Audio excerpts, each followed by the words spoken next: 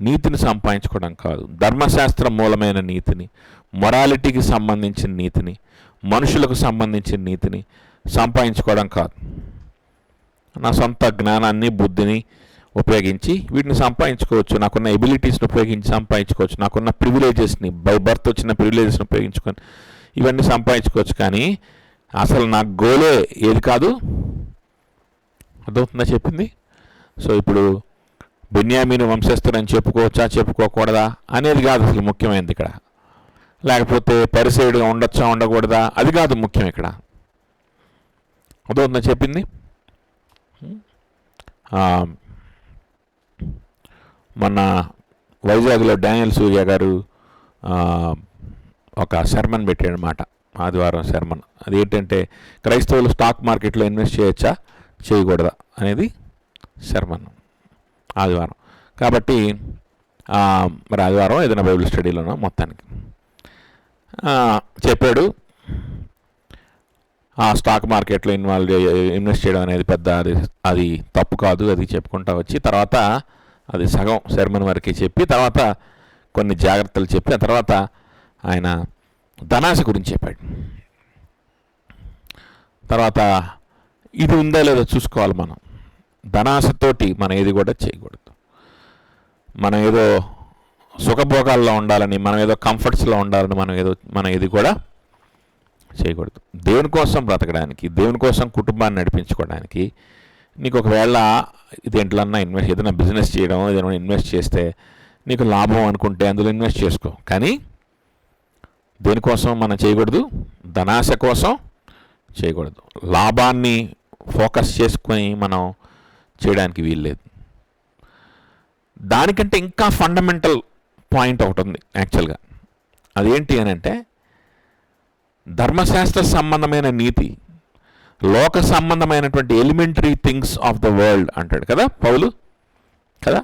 So లోక సంబంధమైనటువంటి నీతి, సమృద్ధి ఉంటే, అంతా సమృద్ధిగా ఉంటే, అంతా కరెక్ట్గా ఉంటే అది లోకపరంగా ఏంటది మంచిగా అన్నీ బాగున్నట్టు, సక్సెస్ఫుల్గా ఉన్నట్లు కదా, ఆశీర్వదింపబడినట్లు. ఇది నీ యొక్క గోల్గా ఉంటే కనుక నువ్వు ఏది చేసినా పాపమే. అదవుతుందా?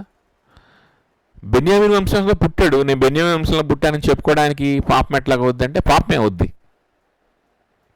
ఎప్పుడు పాపం అవుద్ది అది? నేను బెన్యామీను వంశస్థుడిని చెప్పుకోవడంలో పౌలు గనక నీతిని వెతుక్కుంటే అది పాపం అయిపోద్ది. కానీ కొన్ని ఎట్లా ఉంటాయంటే ఎక్స్పెషల్లీ ధనాశ, డబ్బుతో కూడుకున్నటువంటి విషయం ఈజీగా మనల్ని ఈ స్వనీతిలోకి లాక్కెళ్ళిపోతాయి. కొన్ని విషయాలు ఈజీగా మనల్ని విగ్రహారాధనలోకి లాక్కెళ్ళిపోయి కొన్ని ఉన్నాయి. వాటిని కలిగి ఉండడం, వాటిని చేయడం పాపం కాకపోవచ్చు, కానీ వాటిని స్వనీతి కోసం కాకుండా, ధర్మశాస్త్ర సంబంధమైన నీతి కోసం కాకుండా, మానవ సంబంధమైన నీతి కోసం కాకుండా కూడా మనం చేయొచ్చు. మంచి ఉద్దేశాలతో కూడా చేయొచ్చు. కానీ ఎంత మంచి ఉద్దేశాలతో చేసినా మనల్ని విగ్రహారాధనలోకి లాక్కెళ్ళిపోయే కొన్ని ఉంటాయి. అదవుతుందా? అందరి జీవితంలో అలాంటిది ఒక కామన్, మనందరికీ కూడా ఒక కామన్ డేంజర్ ఉంది. అలాంటిది ఒకటి ఉంది. అదేంటంటే డబ్బు. దేవుని వాక్యంలోనే చెప్తా ఉన్నాడు అనమాట.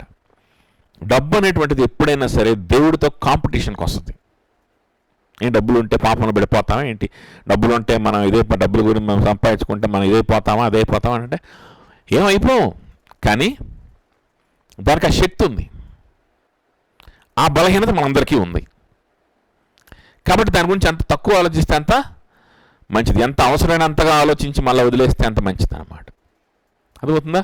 అవసరానికి మించి కొంచెం ఆలోచించడానికి ప్రయత్నం చేసి లేకపోతే మన మన మైండ్ ఎక్సెసివ్గా దానివైపు అట్లా వెళ్ళిందంటే అది లాగేస్తుంది ఇంకా పూర్తిగా. దానికి శక్తి ఉంది. మనందరికి కూడా ఆ బలహీనత అనేది ఉంది. అది కామన్గా అందరికి ఉండేటువంటి పరిస్థితి. అది కాకుండా ఇంకా కొన్ని మనకు స్పెసిఫిక్గా మనకు కొన్ని బలహీనతలు ఉండొచ్చు.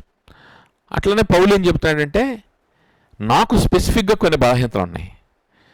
నేను బెన్యామీను వంశస్థుడిని, నేను యూదుని, నేను పరిసయ్యుడిని అని చెప్పుకుంటా, నేను దేవుడి మహిమ కోసం అనుకొని చెప్పినా, ఏదో సాక్ష్యం కోసం అనుకొని చెప్పినా, నాకైతే ఆ వీక్నెస్ ఉంది అబ్బాయి.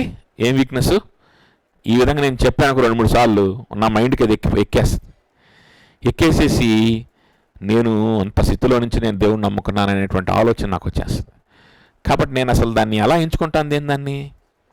దాన్ని నష్టంగా ఎంచేసుకుంటాను. ఎందుకంటే నన్ను అది స్వనీతిలోకి లాక్కెళ్ళే శక్తి దానికి ఉంది, నాకు ఆ బలహీనత ఉంది. కాబట్టి నాకు అది వద్దు. అసలు దాన్ని నష్టంగా ఎంచేసుకుంటాను. నేను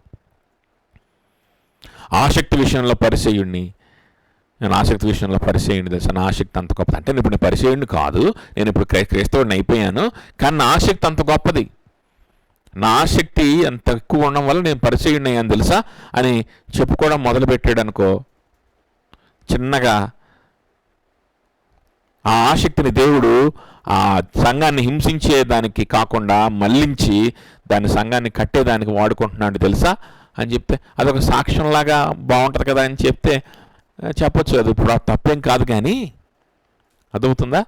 ఆ తప్పేం కాదు, కానీ దానివల్ల పౌలు ఏమైపోతాడు? పౌలు దానివల్ల స్వనీతిలోకి వెళ్ళిపోయేటువంటి బలహీనత నాకుంది. ఆ పాస్ట్ని ఒక్కోసారి మన పాస్ట్ని తలుచుకుంటేనే ఆ బలహీనతల్లోకి వెళ్ళిపోయే పరిస్థితి వస్తుంది అనమాట. కొన్ని విషయాల్ని మనం అసహించేసుకొని వాటిని వ్యర్థంగా ఎంచుకొని వాటిని కంపు కొట్టే పెంటతో సమానంగా ఎంచేసుకొని వాటికి దూరం అయిపోవాలి కొన్ని విషయాలని. అర్థమవుతుందా? ఇప్పుడు నాకు ధనాశ ఉంది, ఇప్పుడంటే నేను ధనాశలోకి వెళ్ళిపోతున్నా ఊరకనే, కానీ కొన్నాళ్ళ తర్వాత వెళ్ళనులే, కొంచెం బాగా ఎదిగిన తర్వాత వెళ్ళను. ఇప్పుడు పర్లేదు, నేను ఇప్పుడు కొంచెం బాగానే ఉన్నాను, ఇప్పుడు విశ్వాసంలో స్థిరపడ్డాను, ఇప్పుడు ధనం గురించి నేను ఎక్కువగా ఆలోచించుకోవచ్చు అని అంటే కుదరదు. మళ్ళా లాగేస్తుంది, పూర్వస్థితికి నేను లాక్కెళ్ళిపోద్ది అది. కొన్ని విషయాలు మనం ఏం చేయాలి జీవితంలో? వాటిని ఏం చేయాలి? మనం నష్టంగా ఎంచేసుకొని వాటిని విడిచిపెట్టేసేయాలి. కొన్ని విషయాల్ని మనం శాశ్వతంగా దూరంగా ఉండాలి.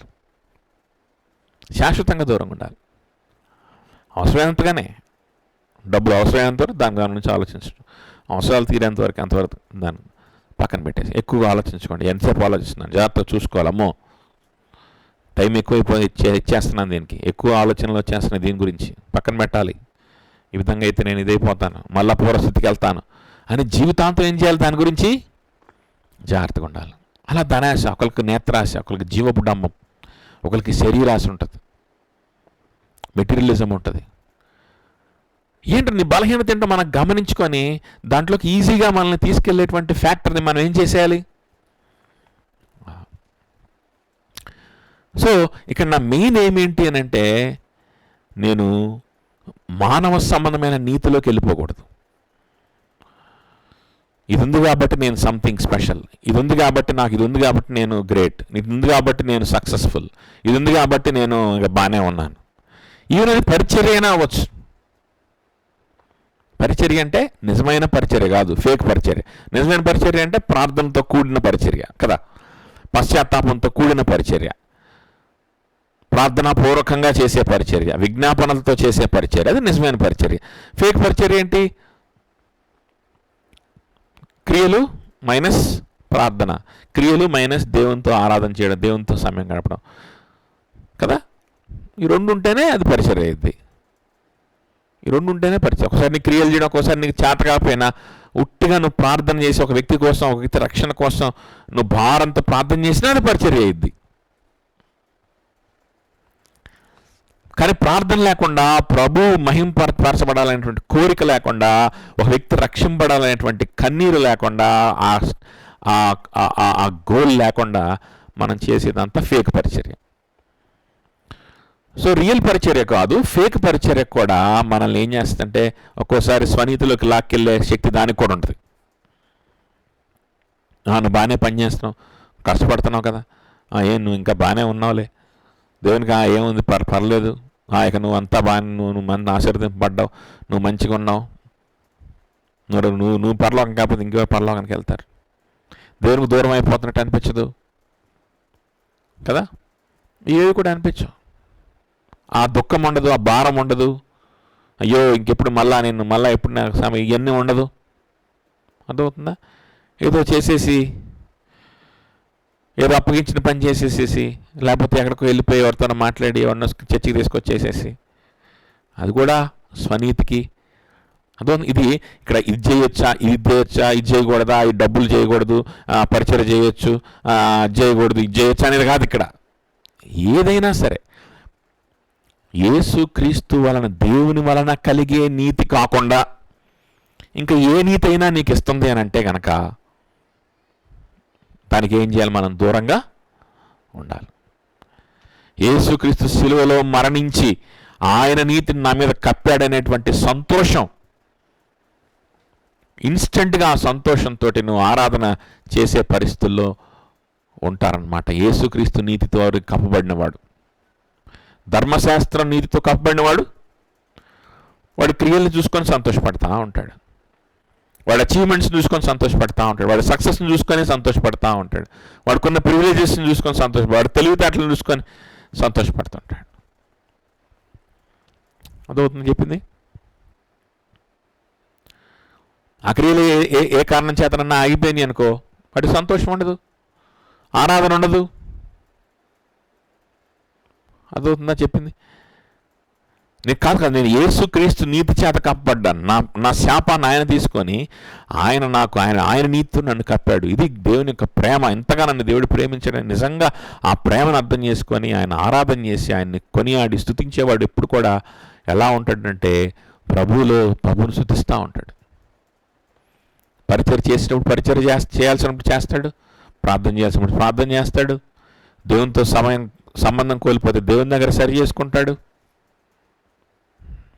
అర్థమవుతుందా చెప్పింది? నాకు ఇది ఉండాలి, ఈ యాక్టివిటీస్ ఉంటేనే నాకు విలువ, లేకపోతే లేదు, లేకపోతే డబ్బు ఉంటేనే, లేకపోతే నాకు విలువ లేదు అనేటువంటివి అలాంటి వ్యక్తుల జీవితాల్లో ఉండవు. నిరంతరం సంతోషిస్తారు. అర్థమవుతుందా? సో ఈ చాప్టర్ బిగినింగ్ ఏంటి? ముందు చాప్టర్ బిగినింగే సంతోషించండి, ప్రభునందు ఆనందించుడి అని చెప్తున్నాడు కదా. సో ఇప్పుడు ధర్మశాస్త్ర నీతి కాకుండా, అనగా విశ్వాసం బట్టి దేవుడు అనుగ్రహించి నీతి గలవాడనై ఆయన యందు అగపడు నిమిత్తం. చూడండి, ఇదే పాయింట్ని వర్ష బై వర్ష మనకి పెరిగే కొద్దీ, వెళ్ళే కొద్దీ అది ఇంకొంచెం విడమర్చి దాన్నే చెప్తుంటాడు. అంతకుమించి కొత్త ఏం రావు. అదే ఇంకొంత క్లారిటీ దానికి ఆ టాపిక్లోనే ఉంటాడు. చూడండి 10-11 వర్సెస్ కనుక చూస్తే, ఏ విధమైన చేత నేను మృతుల్లో నుండి నాకు పునరుద్ధానము కలగవలనని క్రీస్తును సంపాదించుకోవాలి కదా. 9వ వచనం ఏంటి? క్రీస్తును సంపాదించుకోవాలి టాపిక్. ఈ క్రీస్తును సంపాదించుకోవాలి, ధర్మశాస్త్ర నీతిని కాదు నేను సంపాదించుకోవాల్సింది. నేను ఎవరిని సంపాదించుకోవాలి? క్రీస్తును సంపాదించుకోవాలంటే క్రీస్తు నా జీవితంలో ఉండాలి. నేను ఎప్పుడు కావాలంటే అప్పుడు ఇన్స్టెంట్గా క్రీస్తును చూసి సంతోషపడేవాడుగా ఉండాలి. అప్పుడు ఆ సంతోషాన్ని ఎవరు దొంగిలించలేరు. చెరసాల్లో వేసినా, జబ్బు వచ్చినా, ఏమొచ్చినా ఆ సంతోషాన్ని ఎవరు దొంగిలించలేరు. క్రీస్తును చూసి సంతోషపడేవాడైతే అటువంటి వ్యక్తి యొక్క సంతోషాన్ని ఎవరు దొంగిలించలేరు. అందుకనే మరలా చెబుతుంది, సంతోషాన్ని ఆనందించండి మెట్టుకు సహోదరులారా, ఆనందించుడి అన్నాడు. ఏ పరిస్థితిలో ఉన్నా మీరు ఆనందించవచ్చు, దాన్ని ఎవరు దొంగిలించలేరు.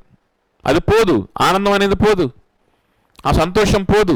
క్షణికంగా పోతే పోద్దాము, కానీ మరలా అది వెంటనే తిరిగి వస్తుంది. ఎవరికి తిరిగి వస్తుంది? క్రీస్తును సంపాదించుకునేవాడు. ఎందుకు? నిరంతరం వాడు ఎవరిని చూస్తాడు? క్రీస్తుని చూస్తాడు. క్రియలను సంపాదించుకునేవాడికి ఆనందం ఉండదు, ఎందుకంటే నిరంతరం వాడు క్రియలను చూస్తాడు, సక్సెస్ని చూస్తాడు. అది ఒక్కోసారి ఉంటే ఒక్కోసారి ఉండవు. అర్థమవుతుందా? సో ఇంకా 10-11లో మనం చూస్తే, ఏ విధమైన చేత నేను మృతుల్లో నుండి నాకు పునరుద్ధానము కలగవలనని ఆయన మరణము విషయంలో సమానానుభవము కలవాడనై ఉండాలని నేను సమస్తమును పెంటతో సమానించుకుంటున్నాను. ఒక్కొక్కటి చూద్దాం కదా. ఏ విధమైన చేత నేను మృతుల్లో నుండి నాకు పునరుద్ధానము కలగాలి. దీని గురించి మనం లాస్ట్ వీక్ ఆల్రెడీ మాట్లాడుకున్నాం. మృతుల్లో నుండి పునరుద్ధానం ఎవరికి కలుగుద్ది? ఎవరైతే క్రీస్తునందు విశ్వాసం ఉంచి మరణిస్తారో వారు తిరిగి లేపబడతారు. ఎవరైతే ప్రభువునందు విశ్వాసం ఉంచకుండా మరణిస్తారు, వాళ్ళు పాపంలోనే వారు మరణించినట్లు కాబట్టి వాళ్ళు తిరిగి లేపబడతారు, కానీ వాళ్ళు తీర్పు కోసం లేపబడతారు. నిత్య జీవం కోసం లేపబడరు. యేసుక్రీస్తుకు వచ్చిన పునరుద్ధానం లాగా ఉండదు అది. అది శాపం కోసం పునరుద్ధానం అనమాట. వాళ్ళు కూడా లేపబడతారు. ఇప్పుడు ఏం దేవుడు నమ్ముకోకుండా చచ్చిపోతే ఏంటంట, సమాధి మళ్ళీ లేగం, అంతేగా, లేకపోతే లేకపోయాం అనుకోవడానికి లేదు. లెగుస్తావు. కానీ యేసుక్రీస్తు పునరుద్ధానానికి సమానంగా ఉండదు అది. యేసుక్రీస్తు పునరుద్ధానమైన ఆ పునరుద్ధానం లాంటి లాగా ఉండదు అది. ఇది ఎట్లా ఉంటుంది? శాపం కోసం, శిక్ష కోసం, నరకం కోసం ఉండే పునరుద్ధానం.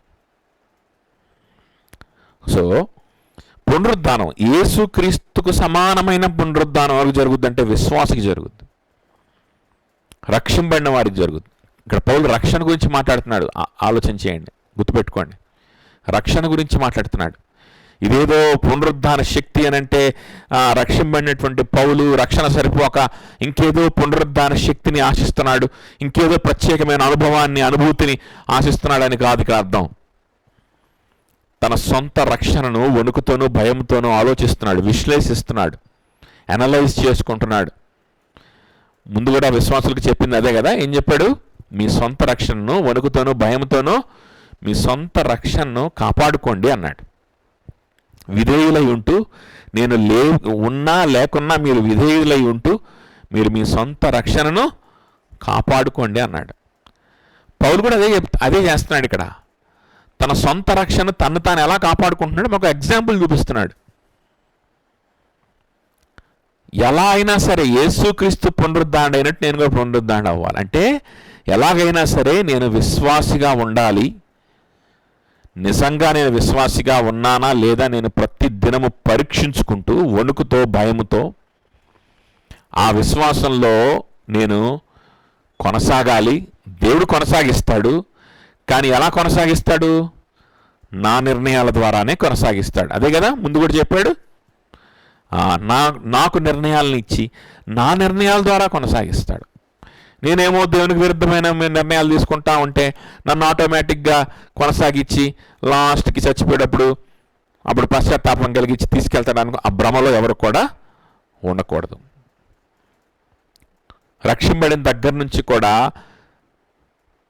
క్రీస్తు వైపు నిర్ణయాలు, ప్రతి క్షణం ప్రతి దినం కూడా క్రీస్తు వైపు నిర్ణయాలను ఇస్తూ ఆ నిర్ణయాల్లో కన్సిస్టెంట్గా మనల్ని ఉంచి మనల్ని పరలోకానికి తీసుకెళ్తాడు తప్ప మనల్ని తప్పిపోవడానికి అవకాశం ఇచ్చి ఒక సంవత్సరం 2 సంవత్సరాలు ఒక 30 సంవత్సరాలు ముసలోళ్ళు అయిపోయిన తర్వాత అప్పుడు మళ్ళా ఎతికి పట్టుకొని మళ్ళా అరే రక్షింపడ్డావు మర్చిపోయావా అని చెప్పి అవునయ్యా నన్ను క్షమించయ్యా వ్యర్థంగా బ్రతికానయ్యా నిన్ను నమ్ముకొని కూడా అని చెప్పి అప్పుడు పరలోకానికి ఇవన్నీ కహానీలు ఎవరిని చెప్పినా వినబాకండి.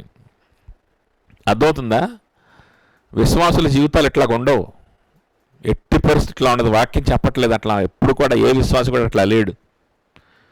విశ్వాసి అని అంటే రక్షింపబడిన దగ్గర నుంచి చచ్చేంత వరకు కూడా దేవుని కోసమే నిర్ణయాలు తీసుకుంటూ దేవునికి దగ్గర అయ్యే నిర్ణయాలే తీసుకుంటూ ముందుకెళ్తారు. ఆ విధంగా నిర్ణయాలు తీసుకునే శక్తినిచ్చి కార్యసిద్ధి కలుగు చేసేది ఎవరు? దేవుడే.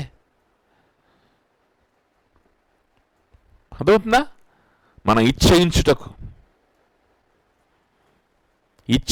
అంటే ఏంటి? విల్ ఇష్టంతో. అర్థమవుతుందా? నాకు కావాలి, నేను ఇట్లానే ఉండాలి, నేను ప్రభుత్వనే ఉండాలి, నేను దూరం అవ్వకూడదు, అమ్మో అని ఎట్టి పరిస్థితుల్లో నేను దేవునికి దూరం అయిపోకూడదు, సంఘానికి దూరం అయిపోకూడదు అనే విల్ పవర్ని ఇస్తూ మనల్ని పర్సీవియర్ చేస్తాడు తప్ప మన లక్ష్యంలో కొనసాగిస్తాడు తప్ప తప్పిపోవడానికి అవకాశం ఇవ్వడు.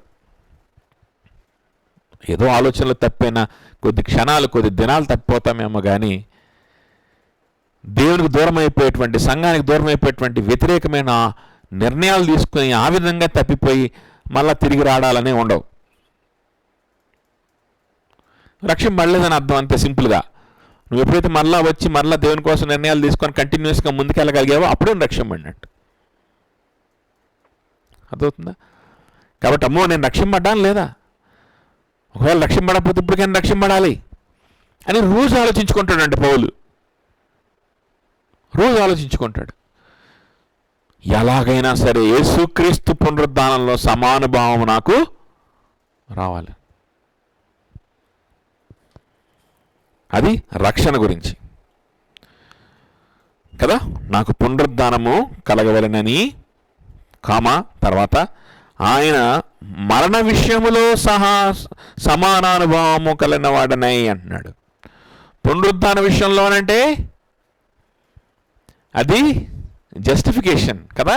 పునరుద్ధానం, ఆయన తిరిగి ఎందుకు లేచాడు? ఫర్ అవర్ జస్టిఫికేషన్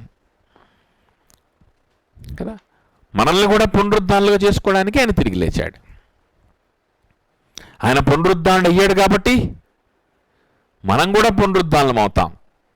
ఆయన పునరుద్ధానుడు అయ్యాడు కాబట్టి ఆయన సజీవుడిగా ఉండి మనల్ని నీతిమంతులుగా నిలబెట్టుకుంటూ, పర్సీవియర్ చేస్తూ, విశ్వాసంలో కొనసాగిస్తూ మనల్ని కూడా పునరుద్ధానాలు చేసుకొని పరలోకానికి తీసుకెళ్ళాలి. For our justification. మనం పాపులుగా ఉండగానే ఇందా మనం మాట్లాడుకున్నాం కదా, మన మనస్సాక్షి కంటే గొప్పవాడు, మన హృదయం కంటే గొప్పవాడు ఎవరు? ఆయన.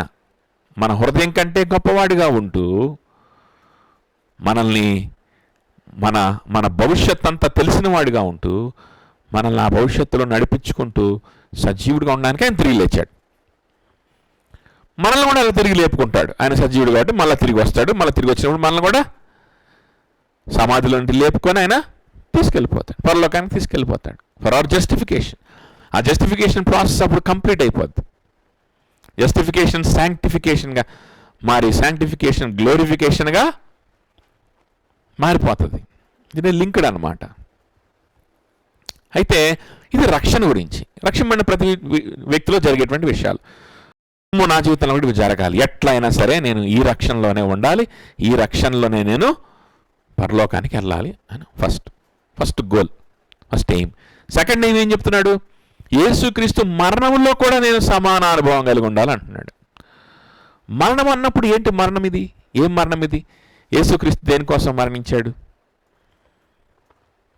దేనికోసం మరణించాడు? ఆల్రెడీగా ఈ చాప్టర్లోనే ఆల్రెడీ చెప్పాడు. ముందు చాప్టర్లో దేనికోసం మరణించాడు?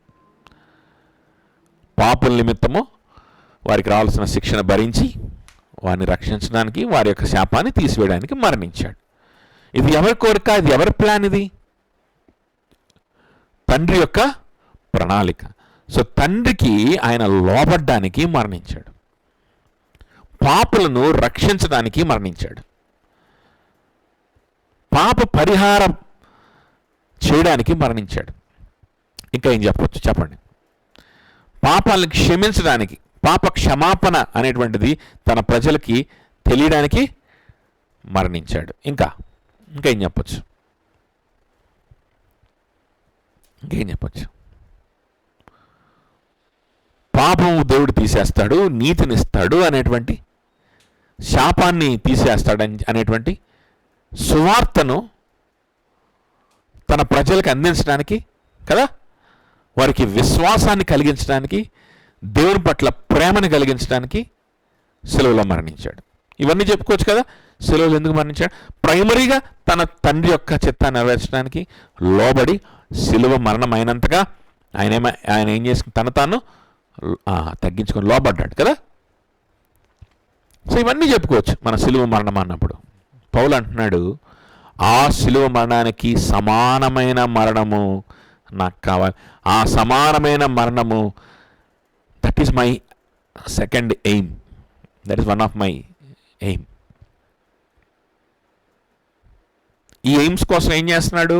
ఏది లాభమో వాటిని నష్టంగా ఎంచుకుంటున్నాడు. ఈ ఎయిమ్స్ నుంచి ఆయన్ను డీవియేట్ చేసే వాటన్నిటిని కూడా పెంటతో సమానంగా విసర్జిస్తున్నాడు. అదవుతుంది చెప్పింది? అదవుతుందా? కాబట్టి ఏంటి చేయము? ఆయన మరణానికి సమానమైన మరణం అన్నప్పుడు యేసుక్రీస్తు మరణం అనంటే సిలువలో జరిగిన ఒక్కటే కాదు,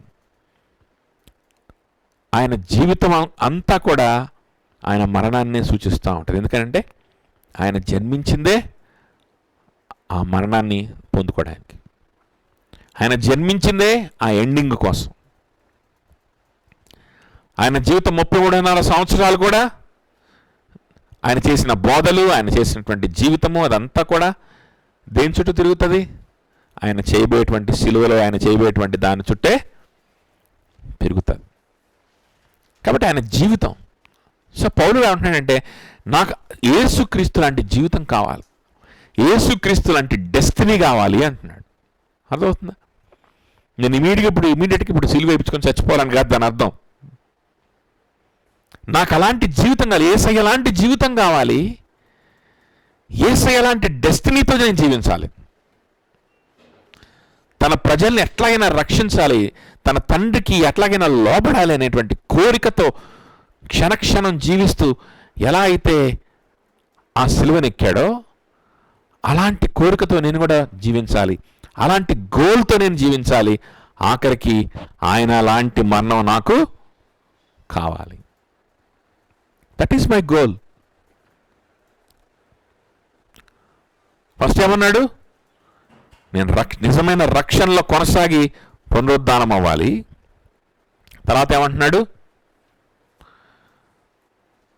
ఆయన జీవించినట్లుగా జీవించి ఆయన మరణించినట్లుగా మరణించాలి. చూడండి తర్వాత,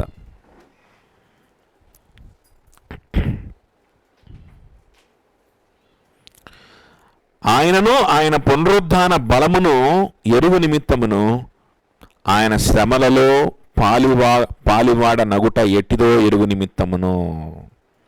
మళ్ళా ఇందా చెప్పిన రెండే మళ్ళా రిపీట్ చేస్తున్నాడు. ఇందా రెండు చెప్పాడు, పునరుద్ధానం అంటే రక్షణ, రెండోది యేసుక్రీస్తు మరణం అంటే యేసయ్యలాగా జీవించాలి, యేసయ్యలాగా అంతమవ్వాలి. ఓకే, లేకపోతే యేసయ్యలాగా జీవించి యేసయ్యలాంటి డెస్టినీ నాకు కూడా కావాలి. మళ్ళీ ఈ రెండు కూడా ఆ రెండే మళ్ళీ రిపీట్ చేస్తున్నాడు.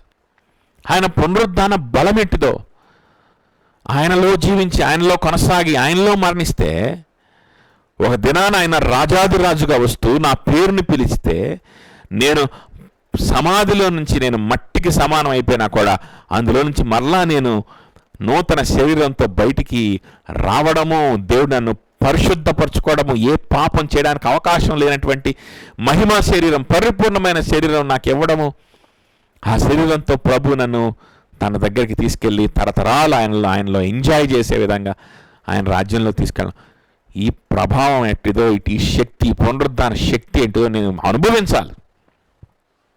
అర్థమవుతుందో చెప్పింది? ఇది నేను ఎట్టి పరిస్థితుల్లో మిస్ అవ్వకూడదు, ఇది నేను అనుభవించాలి. ఎవరు అనిపిస్తారు? నిజమైన విశ్వాసులే అనుభవిస్తారు. కాబట్టి ముందు ఆయన రక్షణని పరీక్షించుకుంటున్నాడు. ఆ రక్షణని పరీక్షించుకోవడంలో భాగంగానే మరలా అంటే ఆ నిరీక్షణ, నాకు అదే గోల్గా ఉందా లేదా? ఎస్, నాకు అదే గోల్గా ఉండాలి. అది తప్ప నుంచి వేరే గోల్ నాకు ఉండకూడదు. ఇది కాకుండా వేరే గోల్స్ నాకు చూపించేటువంటిది దేన్నైనా సరే నేను ఏం చేస్తాను? సమస్తమును పెంటతో సమానంగా ఏం చేసుకుంటాను. అదొకటి. ఇంకోటి మళ్ళా రిపీట్ చేస్తున్నాడు. దేని గురించి అనంటే ఆయన మరణాన్ని గురించి. ఆయన మరణంలో ఏముంది, ఇంకా ఏముంది? ఆయన మరణం అంటే ఆయన జీవితం, ఆయన మరణం అంటే విధేయత అనుకున్నాం కదా. ఆయన మరణం అంటే సువార్త కోసం ప్రయాస అనుకున్నాం. ఇంకా ఆయన మరణం అంటే ఆయన శ్రమలలో పాలివాడనగుట ఎటుదో. మరణం, యేసుక్రీస్తు మరణం అంటే ఏంటి? శ్రమ. అందులో ఏమున్నాయి? శ్రమలు ఉన్నాయి. దేనికోసం శ్రమ? యేసుక్రీస్తు కోసం, లేకపోతే సువార్త కోసం బ్రతికే విషయంలో శ్రమ. సిలువ సువార్తను, లేకపోతే సిలువలో ఉన్నటువంటి సువార్తను తన ప్రజలకి ఇచ్చే క్రమంలో ఆయన కొని తెచ్చుకున్న శ్రమ.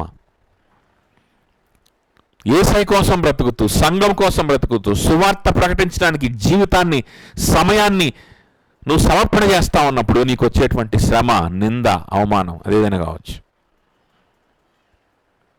ఆ ప్రాసెస్లో కూడా ఏముంటుందంట? శ్రమ ఉంటుంది. సువార్త ప్రకటనలో శ్రమ ఉంటుంది, సువార్త కోసం బ్రతకడంలో శ్రమ ఉంటుంది. అందులో శ్రమ లేకపోతే అసలు నువ్వు కరెక్ట్గా చేస్తున్నట్టే కాదు. యేసుక్రీస్తుకే శ్రమ ఉన్నప్పుడు నీకు లేకుండా ఎలా ఉంటుంది? నిందలు వస్తాయి, అవమానాలు వస్తాయి కదా. కాబట్టి నాకు ఆ శ్రమలలో కూడా నేను పాలిభాగస్తుడై ఉండాలి అంటున్నాడు. మానవుల రక్షణ కోసం ఆయన శ్రమ పడ్డాడు. ఆ రక్షణ సువార్తని ప్రజల్లోకి తీసుకెళ్ళడానికి మళ్ళీ నేనేం చేయాలి? మళ్ళీ నేను శ్రమ పడాలి. ఈ సువార్తను సృష్టించడానికి శ్రమ ఉంది. ఈ సృష్టింపడినటువంటి సువార్తని, అంటే యేసుక్రీస్తు సృష్టించాడు ఆ సువార్తని, ఆ సువార్తని ప్రకటనలో కూడా ఏముంది? శ్రమ ఉంది. సో యేసుక్రీస్తు శ్రమలలో నేను కొంచెం షేర్ చేసుకుంటున్నట్టు లెక్క. ఆ సువార్తను ఎస్టాబ్లిష్ చేయడానికి ఆయన శ్రమ పడ్డాడు. ఎస్టాబ్లిష్ చేస్తే సరిపోదు కదా, దాన్ని ఏం చేయాలి? ప్రజల్లోకి తీసుకెళ్ళాలి. ప్రజల్లోకి తీసుకెళ్ళడానికి సంఘం శ్రమ పడుతుంది. సంఘము అదేంటి? యేసుప్రభువే కదా మొత్తం శ్రమ పడాలంటే అది సంఘం శ్రమ పడుతుంది, కానీ ఆ శ్రమ కూడా యేసుక్రీస్తు శ్రమే. అదవుతుందా? ఎందుకంటే లోకంలో నువ్వు యేసుక్రీస్తుని నమ్ముకున్నా నమ్ముకోకపోయినా నీకు శ్రమ ఉంటుంది. నమ్ముకున్నా నమ్ముకోకపోయినా జబ్బులు ఉంటాయి. నమ్ముకున్నా నమ్ముకోకపోయినా సమస్యలు ఉంటాయి. ఉండవా? ఉంటాయి. వీటికి మించినటువంటి భయంకరమైనటువంటి శ్రమ సిలువలో యేసుక్రీస్తు నీ కోసం భరించాడే ఆ శ్రమ, నరకం. ఆ తర్వాత నరకం వస్తుంది నీ మీదకి. ఆ నరకాన్నే తప్పించేశాడు. అదవుతుందా? నరకాన్ని తప్పించాడు. ఇప్పుడు నువ్వు ₹1,00,00,000 ఎవరికన్నా అప్పున్నావు, ₹1,00,00,000 అప్పున్నావు, చాలా కష్టపడుతున్నావులే బాబు, నువ్వు ఆ ₹1,00,00,000 గురించి నువ్వు ఆలోచించబాక, నీ అప్పు నేనే కడతాను అని చెప్పి ఎవరికైతే నువ్వు అప్పున్నావో ఆ వ్యక్తి నీ అప్పుడు మాఫీ చేశాడు. నీ అప్పుడు ఏం చేశాడు? మాఫీ చేశాడు. మాఫీ చేసి ఇలాంటి అప్పులు ఇంకెవరికి ఉన్నాయో వాళ్ళందరూ అప్పులు కూడా నేను మాఫీ చేస్తాను, అయితే వాళ్ళకి నువ్వు వెళ్ళి ఏం చెప్పాలి? నా సంగతి చెప్పాలి. వాళ్ళ అప్పులు నేను మాఫీ చేస్తున్నానని చెప్పాలి. అలా చెప్పాలంటే నువ్వు ₹1,00,000 ఖర్చు పెట్టాలి, లేకపోతే ₹10 ఖర్చు పెట్టాలి. ₹1,00,000 కూడా కాదు, 5 పైసలు ఖర్చు పెట్టాలి. అని అంటే అప్పు మాఫీ చేసినట్టు చేసి మళ్ళీ నా దగ్గర నుంచి 5 పైసలు అడుగుతావా అని అనొచ్చా? అనగలుగుతాం మనం? అనలేం. పోనీ 5 పైసలు ఖర్చు పెట్టి, అరే మీ అప్పుడు కూడా మాఫీ చేస్తాడంటరా ఆయన, రండి అని చెప్పి పిలుచుకొచ్చావు. వాళ్ళు వచ్చారు హ్యాపీగా. వచ్చిన తర్వాత చూడు నా సొంత డబ్బు ఖర్చు పెట్టి తీసుకొచ్చా అని చెప్పి చెప్తావా? ఎందుకని? నువ్వు ఉన్న అప్పు ఎంత? ₹1,00,00,000. అందులో మళ్ళీ నువ్వు తిరిగి ఆయనకి ఎంత ఇస్తున్నావు? 5 పైసలు. అది ఇచ్చినట్టే తిరిగి ఇచ్చినట్టు అయిద్దా అసలు? అవదు, అవదు. ఆ 5 పైసలు కూడా ఎవరు ఖర్చు పెడుతున్నట్టు కిందకు వస్తుందంటే ఆయనే ఖర్చు పెడుతున్నట్టు వస్తుంది. అర్థమవుతుందా?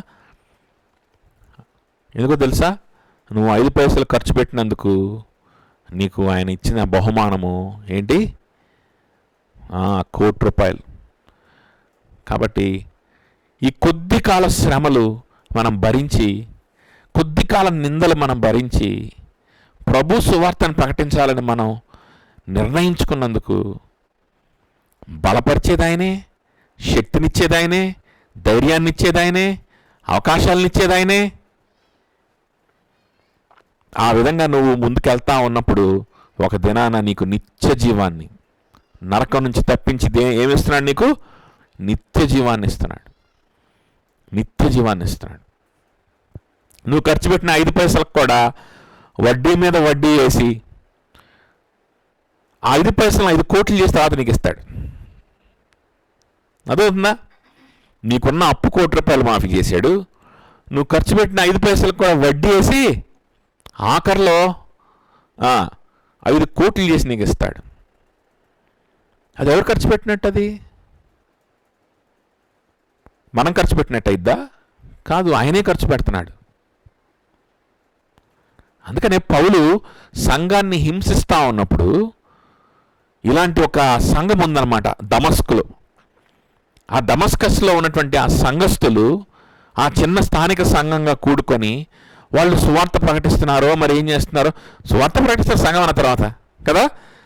సో వాళ్ళు ఆ విధంగా చేస్తూ ఉంటే వాళ్ళని అరెస్ట్ చేసి వాళ్ళని చెరపట్టి వాళ్ళని బంధించి తేడానికి వెళ్తూ ఉంటే ప్రభు ప్రత్యక్షమై పౌలుతో ఏమన్నాడంటే, సౌలు నా సంఘాన్ని నన్నెందుకు నువ్వు, నా సంఘాన్ని అనలా, మా వాళ్ళని ఎందుకు హింసిస్తున్నావు అనలా, ఏమన్నాడు, నన్నెందుకు నువ్వు హింసిస్తున్నావు, నన్నెందుకు నువ్వు హింసిస్తున్నావు. సంఘం పనిచేస్తుంది, సంఘం భయపడుతుంది పౌలు వస్తున్నాడు ఏం చేస్తాడు అని, సంఘము సమస్యల్లో ఉంది, శ్రమల్లో ఊర్చి సువార్త పనిచేస్తుంది. కానీ ఎవరు శ్రమలు పడుతున్నట్టు లెక్క, అసలు ఆ సంఘం శ్రమ పడుతున్నట్టే లెక్క కాదు, క్రీస్తు శ్రమ పడుతున్నట్టు లెక్క. ఆ మాట ఎప్పుడైతే విన్నాడో సౌలు మారు మనసు పొందాడు.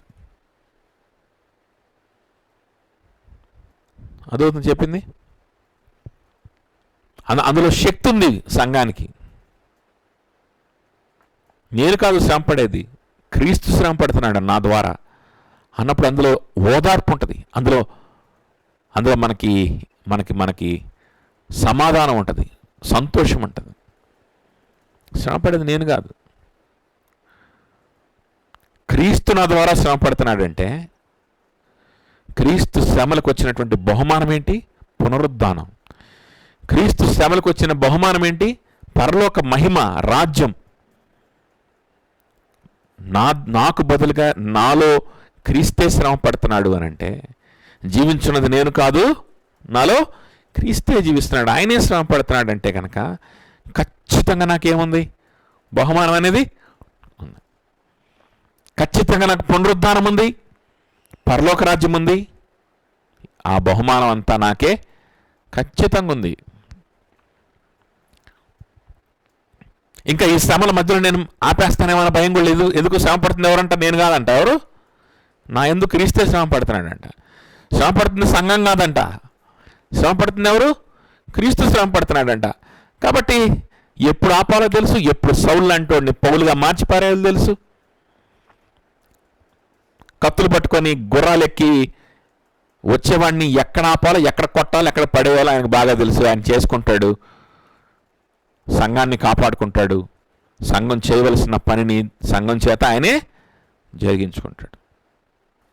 అర్థమవుతుందా చెప్పింది. పౌలు కూడా ఏమంటున్నాడంటే, ఆ సంఘంతో కలిసి నేను కూడా క్రీస్తు శ్రమలలో పాలిభాగస్తున్నవ్వాలి. దీని నుంచి నన్ను డీవియేట్ చేసేది ఏదైనా సరే నేను దాన్ని పెంటతో సమానంగానే ఎంచుకుంటాను. ఓకే, సో ఇక్కడ ఏం చేస్తున్నాడు అనేటువంటిది మనం నేర్చుకున్నాం. అంటే క్వాలిటేటివ్గా ఇక్కడ దేని గురించి గోల్ పెట్టుకున్నాడు అనేది. ఇప్పుడు క్వాంటిఫై చేద్దాం. పౌలే దాన్ని కొంచెం క్వాంటిఫై చేస్తున్నాడు, అంటే దాని మ్యాగ్నిట్యూడ్ని చెప్తున్నాడు. నేను అంటే నా కోరికలు ఏంటి అని చెప్పాడు, లేదా నా ఎయిమ్స్ అనేది చెప్పాడు. ఈ ఎయిమ్స్ని నేను ఎంత మోతాదులో లేకపోతే ఎంత తీవ్రంగా నేను పర్సూ చేస్తాననేది ఆ తర్వాత ఉంటుంది అన్నమాట. చూడండి 12th verseలో, ఇదివరకే నేను గెలిచితనని అయినను, ఇదివరకే సంపూర్ణ సిద్ధి పొందితినని అయినను నేను అనుకొనుట లేదు. కానీ నేను దేనిని నిమిత్తము క్రీస్తు యేసు చేత పట్టబడితినో దానిని పట్టుకొనవలనని పరిగెత్తుచున్నాను కదా. సహోదరులారా, నేను ఇదివరకే పట్టుకొని ఉన్నాను అని తలంచుకొనను. అయితే ఒకటి చేయుచున్నాను, వెనుక ఉన్నవి మరచి ముందున్న వాటి కొరకు వేగిరపడుచున్నాను. క్రీస్తు యేసునందు దేవుని ఉన్నతమైన పిలుపునకు కలుగు బహుమానమును పొందవలని గురి యొద్దకే పరిగెత్తుచున్నాను. చూడండి, ఈ 3 వచనాల్లో కూడా మనకు కనిపించేది ఏంటి అని అంటే, ఆయన ఎదుట ఒక గురి ఉంది. ఆ గురి యొద్దకి ఏం చేస్తున్నాడు, ఆయన వేగముగా పరిగెత్తా ఉన్నాడు. ఎలా పరిగెత్తున్నాడు, ఆసక్తితో పరిగెత్తున్నాడు. ఇంకా ఎలా పరిగెత్తున్నాడు, వెనుకున్న వాటిని విడిచిపెట్టేసి పరిగెత్తా ఉన్నాడు. ఇంకా ఏ ప్రీసపోజిషన్స్తో పరిగెత్తున్నాడు, ఏ మైండ్ సెట్తో పరిగెత్తున్నాడు చెప్తావారన్నా? నేను ఆల్రెడీ పొంది ఉన్నాననేటువంటి అని నేను అనుకోనకుండా, అర్థమవుతుందా? నేను ఇదివరకే నేను పట్టుకొని ఉన్నాను, లేకపోతే ఇదివరకే నేను పొందాను అనేటువంటి ఆలోచన నాకు నేను వదిలేసేసి, నా ముందు ఇంకా బహుమానం ఉంది, నా ముందు ఇంకా చేయాల్సింది ఉంది, నా ముందు ఇంకా నేను పొందవలసింది ఉంది అన్నట్లుగా నేను వెనుకున్న వాటిని విడిచి నేను ముందుకు పరిగెత్తున్నా. I press on, press forward. బహుమానం కోసం పరిగెత్తున్నాను అంటున్నాడు. ఏంటి బహుమానం? బహుమానం ఏంటన్నా చెప్పేశాడు.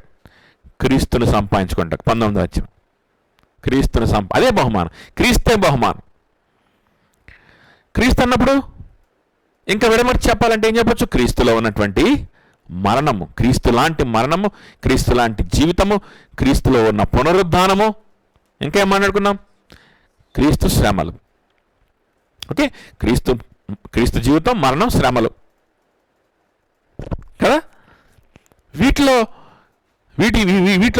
నేను అనుభవం కలిగి ఉండాలి, వీటిలో నేను పాలువాడినై ఉండాలి అని చెప్పి నేను ఆల్రెడీగా పొందుకున్నాననేటువంటి ఆలోచనతో కాకుండా నేను ముందుకే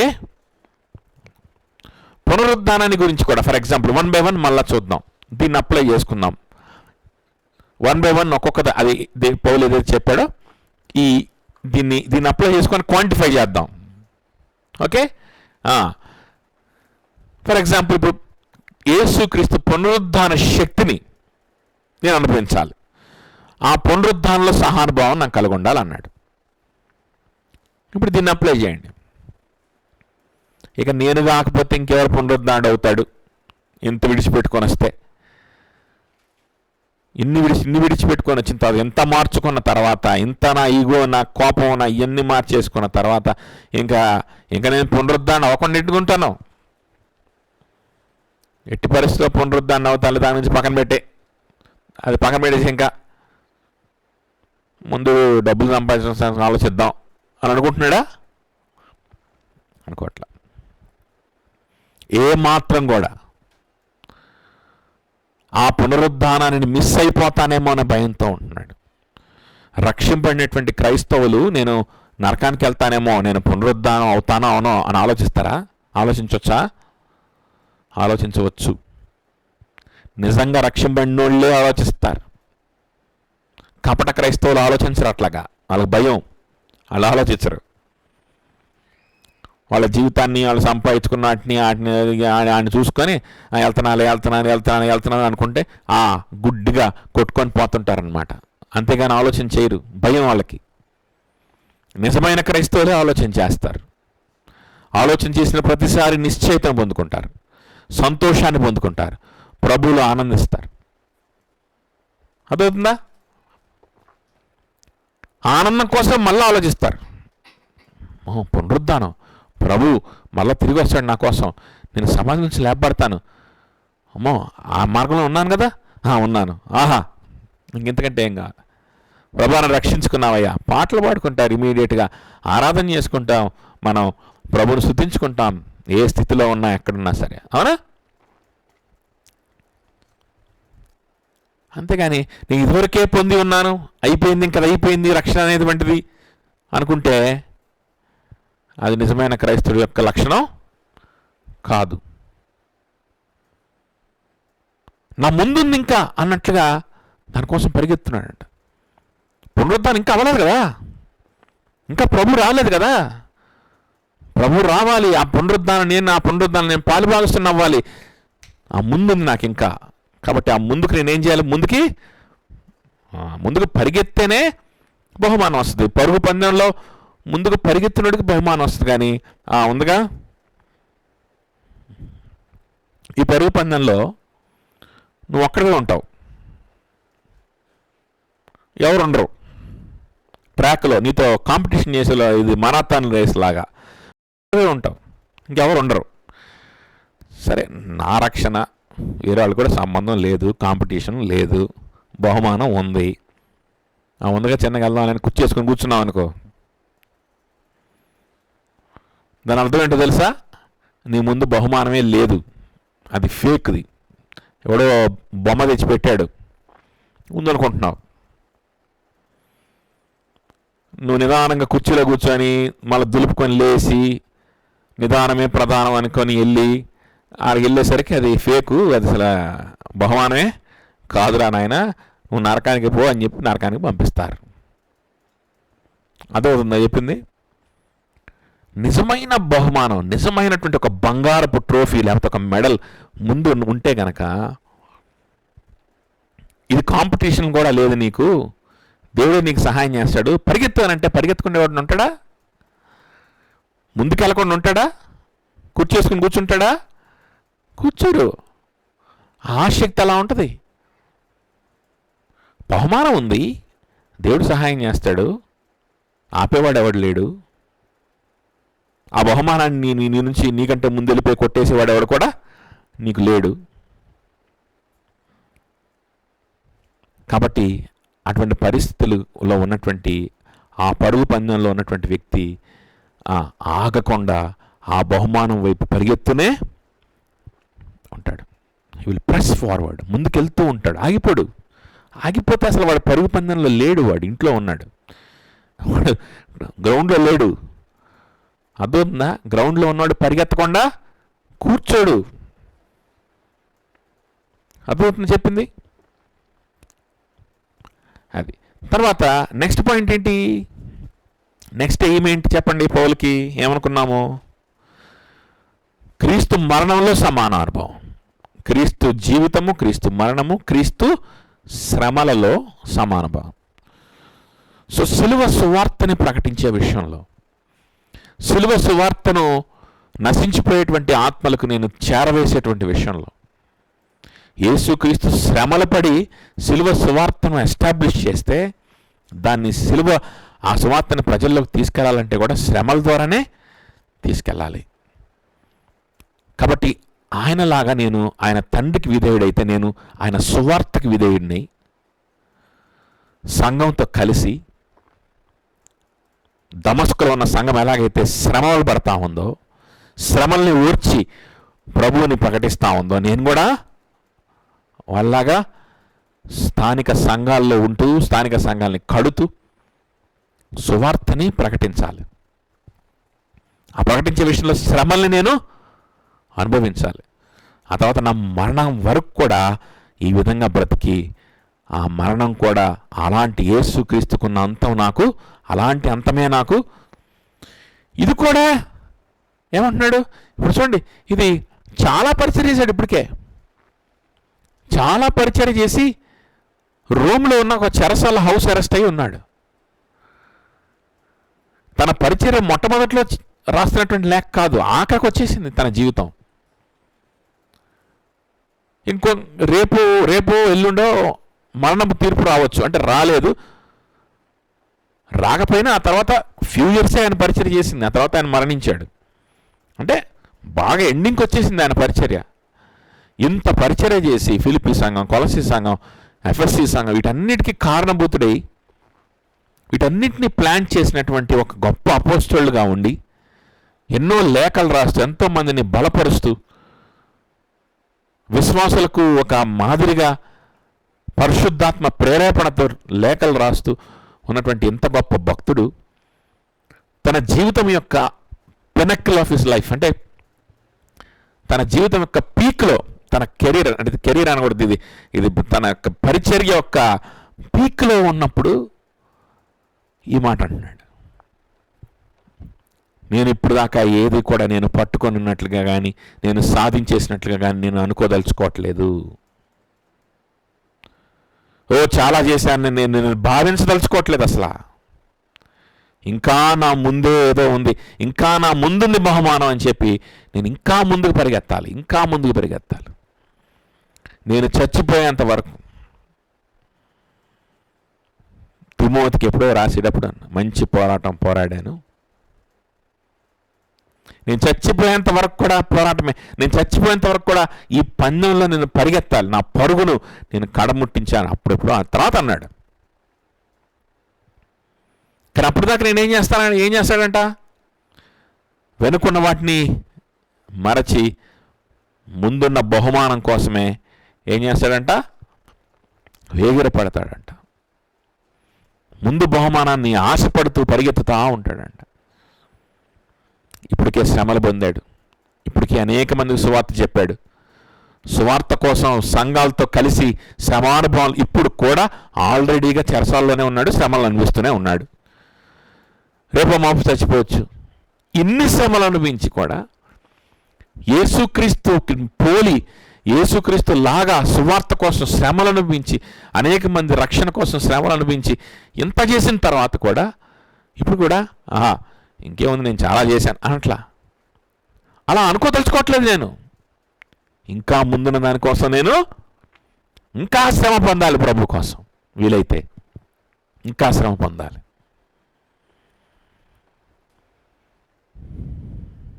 మనం అనుకున్నాం కదా, అంటే ఈ చెరసాలలో నుంచి బయటకు వస్తానని పౌలుకి కొంత దేవుని యొక్క పరిశుద్ధాత్మ ద్వారానో లేకపోతే ప్రేరేపణ అనేది వచ్చేసింది ఆల్రెడీ.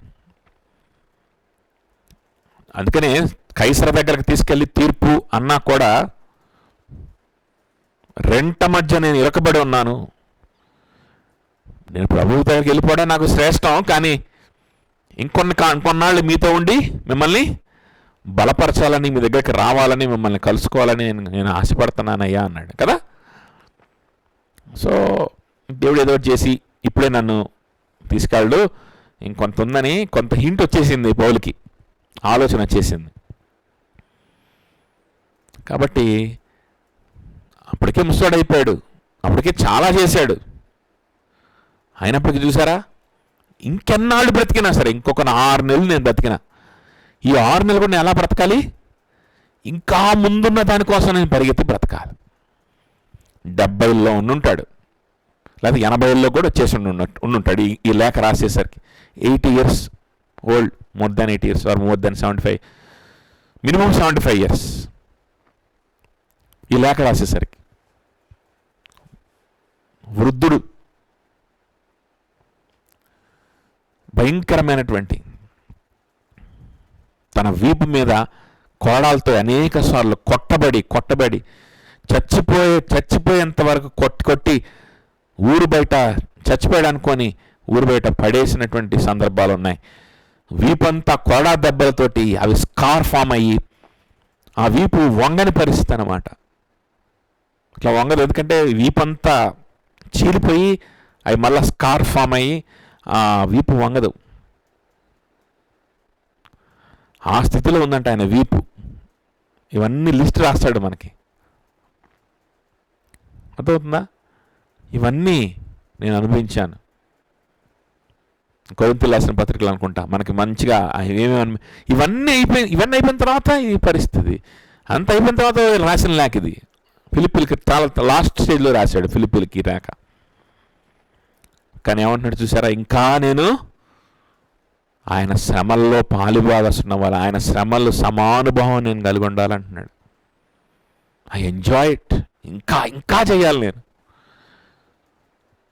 నా కోసం నరకాన్నే ప్రభు అనిపిస్తే ఆయన సువార్తని ప్రకటించడం కోసం ₹1,00,00,000 మాఫీ చేస్తే 5 పైసలు ఇవ్వలేనా?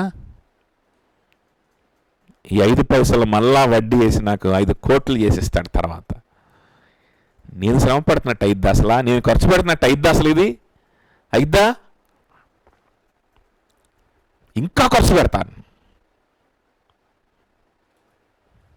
నా ముందున్నటువంటి ఆ బహుమానం, నా ముందు యేసుక్రీస్తు అనే బహుమానం, యేసుక్రీస్తు కోసం శ్రమపడ్డం అనేటువంటి బహుమానం ఇంకా ఉంది. ఆ బహుమానం ఇంకా నేను పరిగెత్తి దాన్ని నేను సాధించుకుంటాను. అదవుతుంది చెప్పింది. కాబట్టి ఆత్మీయ జీవితంలో ఎప్పుడు కూడా ఆత్మ విషయమై దీనులై ఉండువాడు, ఆత్మ సంబంధమైన విషయంలో దీనుడై ఉండువాడు ఎవరంట? ధన్యుడు. Blessed are the poor in spirit. Poverty of the spirit అంటే ఇదే. వెనుకున్న వాటిని విడిచి, వెనుకున్నటువంటి బలహీనతలు కావచ్చు, ఆయన్ని ఆపడానికి ప్రయత్నం చేసినటువంటి శక్తులు కావచ్చు, ఇంకా ఏం కావచ్చు, ఆయన ఆల్రెడీ సాధించినటువంటి విషయాలు కావచ్చు, వెనక విడిచిపెట్టేసేసి ఇంకా ముందు ఉన్న వాటి కోసం ఆయన ముందుకి నేను వెళ్తున్నాను అన్నాడు. So this is the attitude of a true believer. ఇవన్నీ ఎందుకు చెప్తున్నాడంటే, నిజమైన విశ్వాసం ఎలా ఉంటాడు, నా జీవితంలో ఎలా జరుగుతుంది, మీరు కూడా ఇలాగా బ్రతికితే మీరు నిరంతరం ప్రభువులో ఏం చేయగలుగుతారు, సంతోషించగలుగుతారు, ఆనందించగలుగుతారు. చెరసాల్లో కూడా నేను ఆనందిస్తున్నాను కదా, అలాంటి ఆనందం మీ సొంతం అవుతుంది. అది లేకపోతే ఏడుపు గుడ్డు మొహం వేసుకొని ఉంటారు. నేను చాలా సాధించా, ఇక చాలు అయిపోయింది, చాలా చేశా, ఇప్పుడు కొంతసేపు డబ్బుల గురించి ఆలోచిద్దాం, ఇప్పుడు కొంతసేపు వేరే దాని గురించి ఆలోచిద్దాంలే, ఏదో ఒకటి చేస్తున్నాంలే, ఇంకెంతవరకు జాలిలే అనుకునేవాడు అసలు విశ్వాసే కాదు. ఎవరు కాదు? వాడి ముందు బహుమానమే లేదు. వాడి ముందు బహుమానం లేదు అని అంటే ఎటువైపు వెళ్తున్నాడు? నరకానికి వాడు వెళ్ళేది. అర్థమవుతుందా?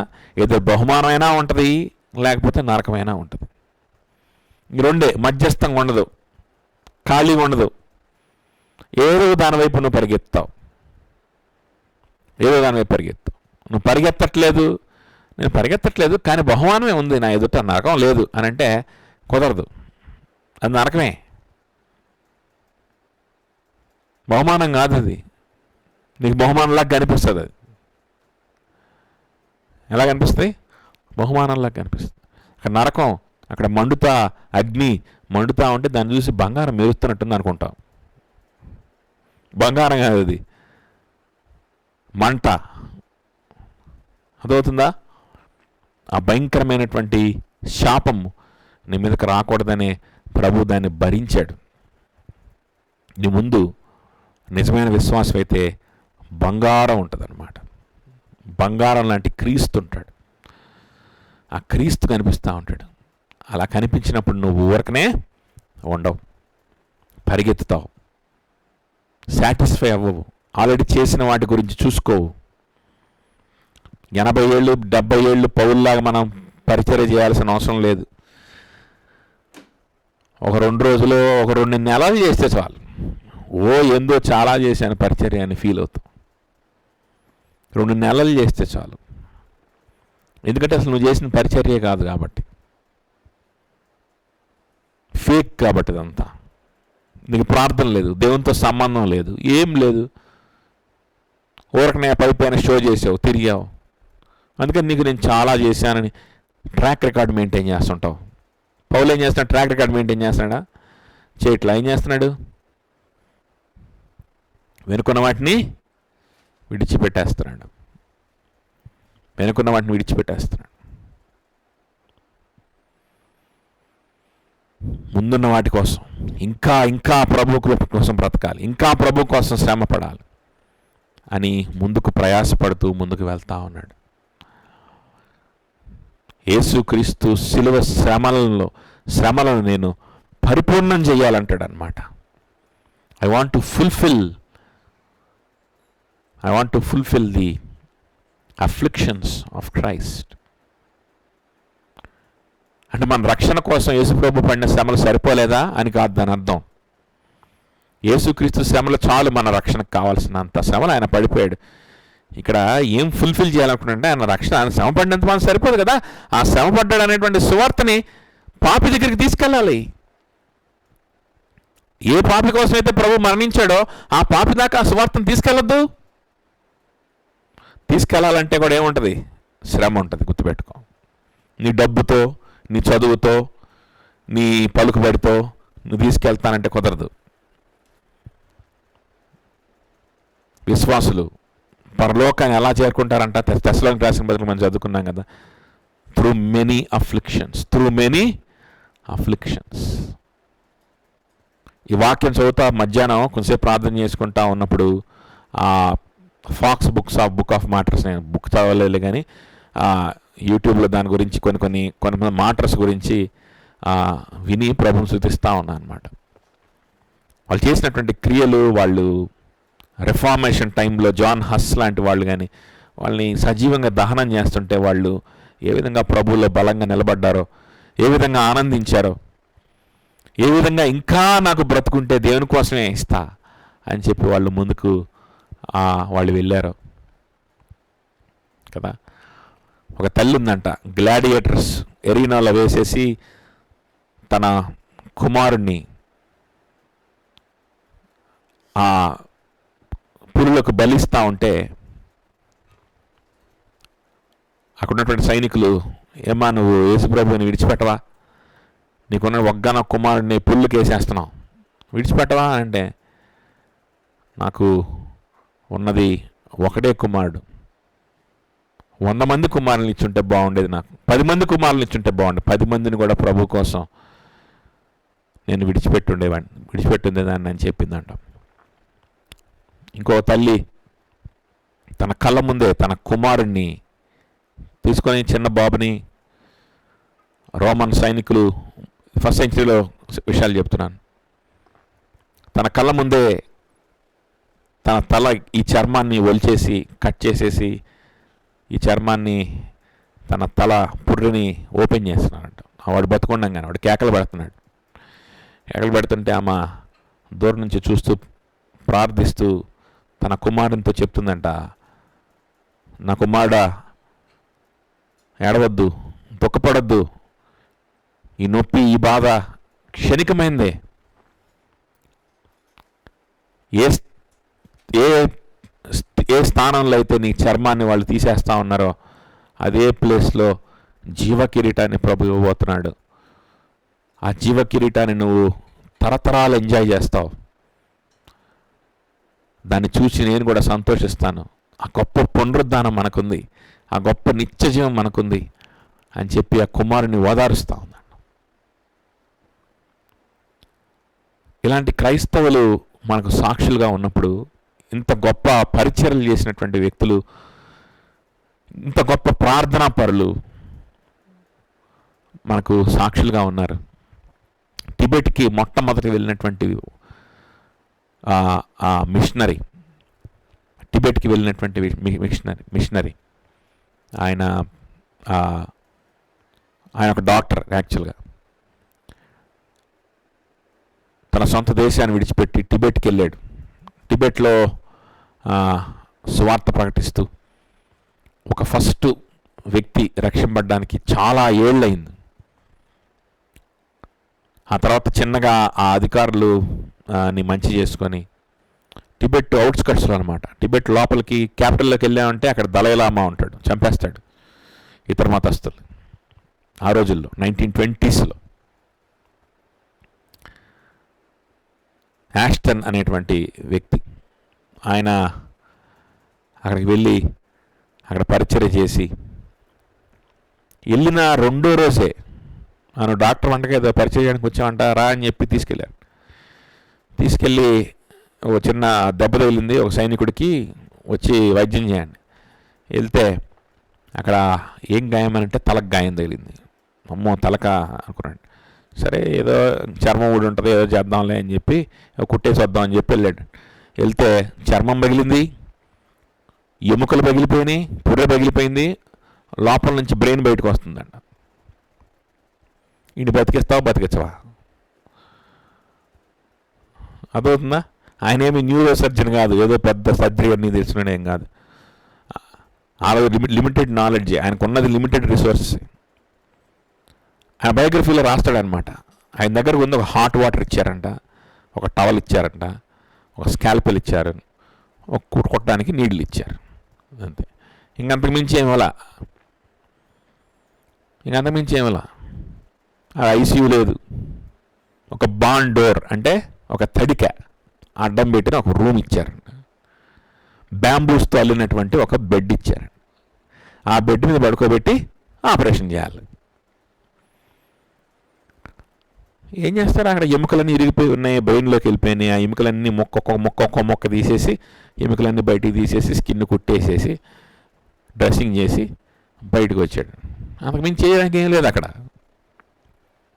హాట్ వాటర్తో డ్రెస్సింగ్, స్పిరిట్ లేదు, కాటన్ లేదు, అయోడిన్ లేదు, ఏం లేదు. ఆ డ్రెస్సింగ్ చేసేసి బయటకు వచ్చేసి ఇంటికి వెళ్ళి పడుకొని వాళ్ళ ఆవిడతో చెప్పాడంట, వీడు చచ్చిపోతాడు పొద్దుకి, వచ్చిన రెండో రోజే ఫారినోడు వచ్చి చంపేశాడు, ఏదో వైద్యం చేస్తానని చెప్పి మన మీదకి వస్తారు. ఇంక అయిపోయింది మన పని.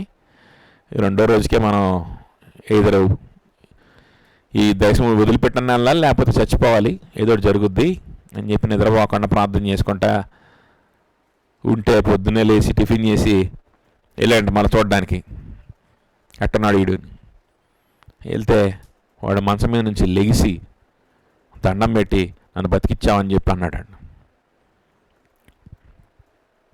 ఈయనకు సంతోషం రాలేదు, ఏమీ రాలేదు. వీడు ఎలా బతికాడని ఆశ్చర్యం. మనకు వచ్చిన వైద్యం మనం చేస్తే వీడు ఎట్లా బతికాడు అంటే ఏమీ లేదు. ఆశ్చర్యంతో మళ్ళీ వెనకాలకు వచ్చి నేను ఏమీ చేయలేదు, ప్రభువే స్వస్థపరిచాడు ఆ వ్యక్తిని అని చెప్పి తన భార్యకి చెప్పాడండి. ఆ తర్వాత చాలా చిన్న వయసులోనే 40 ఏళ్ళు వయసులో బందిపోటు దొంగలు ఆయన మీద పడి ఆయన్ని షూట్ చేస్తే ఆయన అక్కడే మరణించాడు. అర్థమవుతుందా? ఎంత సహనం, ఎంత ఓర్పు, ఎంత కన్సిస్టెన్సీతో పనిచేశారు. ఒక్క ఆత్మ కోసం ఎన్ని సంవత్సరాలు పనిచేశారు. ఒక ఆత్మ కోసం టార్గెట్ చేసి పట్టుదలతో ఎంత ప్రార్థన చేశారు. అర్థమవుతుందా? ఇన్ని ఇబ్బందులుగా ఓర్చుకొని ఎలా పనిచేశారు. ఇవన్నీ చేసిన వాళ్ళు ఉన్నారు మన ముందు. ఇవన్నీ ఉన్నాయి. ఇవన్నీ చూసినప్పుడన్నా మనకేం ఆలోచన రావాలి? ముందుంది ఇంకా. ఆ యాస్టన్ గారు లాగా, డేవిడ్ లివింగ్స్టన్ లాగా, హడ్సన్ టైలర్ లాగా ఆ ముందు చాలా ఉంది నేను చేయాల్సింది.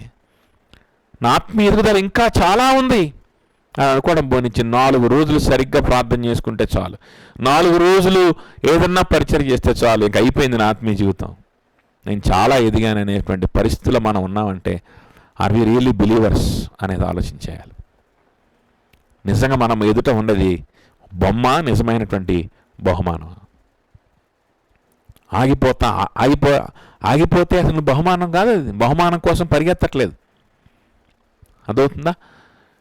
కాబట్టి ఇటువంటి వ్యక్తుల జీవితాలు మనం చూసినప్పుడన్నా మనం ఎంకరేజ్ అయ్యి మనం ఏం చేయాలంటే వెనుకున్న వాటిని విడిచి ముందున్న వాని కోసం పరిగెత్తాలి. సో పౌలు అలానే పరిగెత్తున్నాడు, అందులో నిజమైన సంతోషం తెలియజేస్తున్నాడు. ప్రార్థన చేసుకుందాం.